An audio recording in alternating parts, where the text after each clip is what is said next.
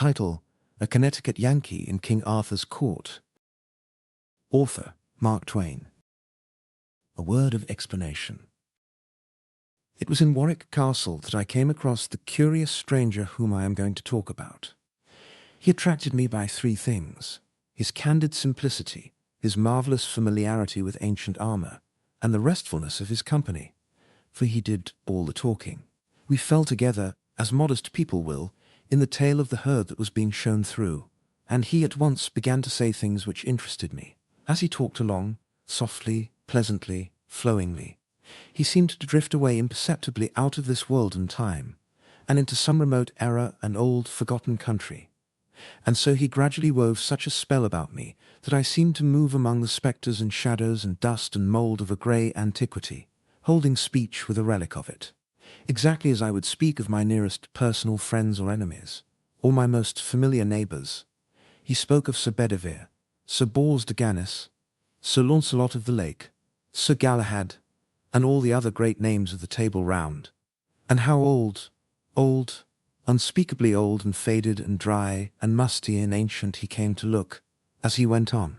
Presently he turned to me and said, just as one might speak of the weather or any other common matter, "You know about transmigration of souls.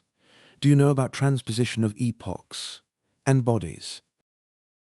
I said I had not heard of it. He was so little interested, just as when people speak of the weather, that he did not notice whether I made him any answer or not. There was half a moment of silence, immediately interrupted by the droning voice of the salaried cicerone. Ancient Hauberk, date of the 6th century, time of King Arthur and the Round Table, said to have belonged to the knight Sir Sagramor le Desirous. Observe the round hole through the chainmail in the left breast. Can't be accounted for. Supposed to have been done with a bullet since invention of firearms. Perhaps maliciously by Cromwell's soldiers. My acquaintance smiled, not a modern smile, but one that must have gone out of general use many, many centuries ago, and muttered, apparently to himself, "Wit ye well, I saw it done." Then, after a pause, added, "I did it myself."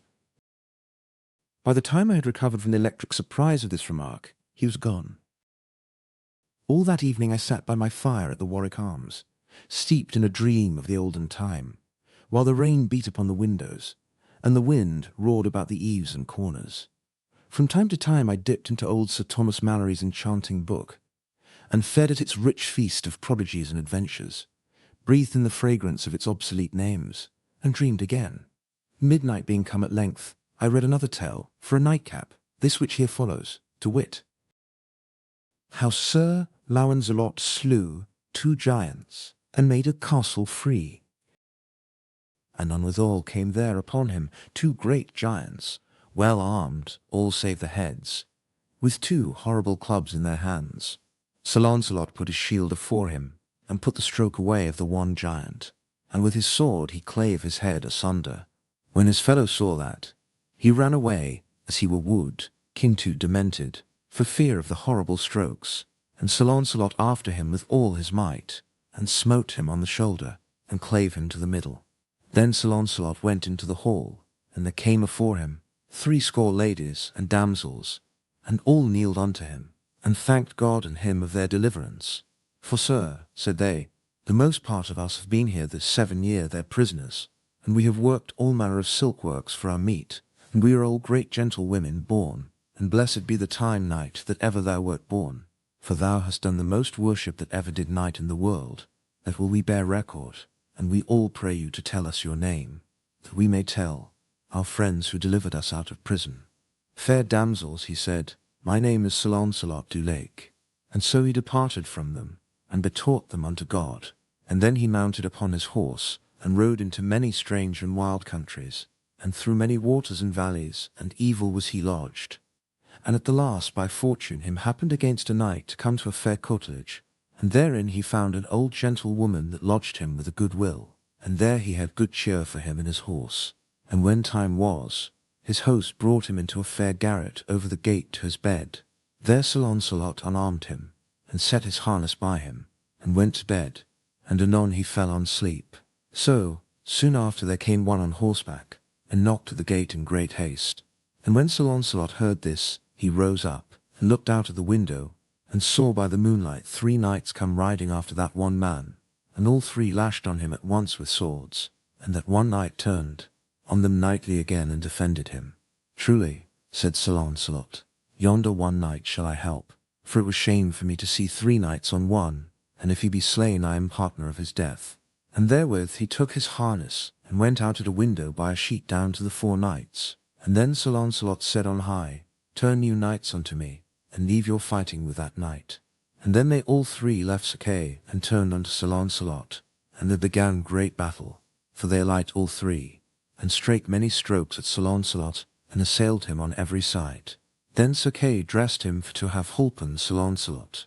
Nay, sir, said he, I will none of your help, therefore as ye will have my help let me alone with them. Sir Kay, for the pleasure of the knight, suffered him for to do his will, and so stood aside, and then anon within 6 strokes Sir Launcelot had stricken them to the earth. And then they all 3 cried, Sir Knight, we yield us unto you as man of might matchless. As to that, said Sir Launcelot, I will not take your yielding unto me, but so that ye yield you unto Sir Kay the satirical. On that covenant I will save your lives, and else not. Fair knight, said they, that were we loath to do, for as for Sir Kay we chased him hither, and had overcome him, had ye not been. Therefore, to yield us unto him it were no reason. Well, as to that, said Sir Launcelot, advise you well, for ye may choose whether ye will die or live, for an ye be yielden, it shall be unto Sir Kay. Fair knight, then they said, in saving our lives we will do as thou commandest us.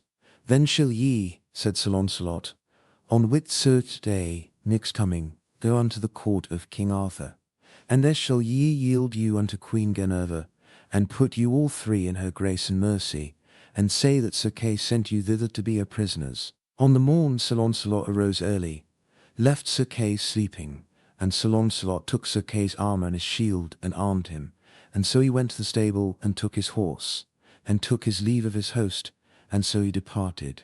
Then soon after arose Sir Kay, and missed Sir Launcelot, and then he espied that he had his armour and his horse. Now by my faith I know well that he will grieve some of the court of King Arthur, for on him knights will be bold, and deem that it is I, and that will beguile them, and because of his armour and shield I am sure I shall ride in peace. And then soon after departed Sir Kay, and thanked his hosts. As I laid the book down, there was a knock at the door, and my stranger came in.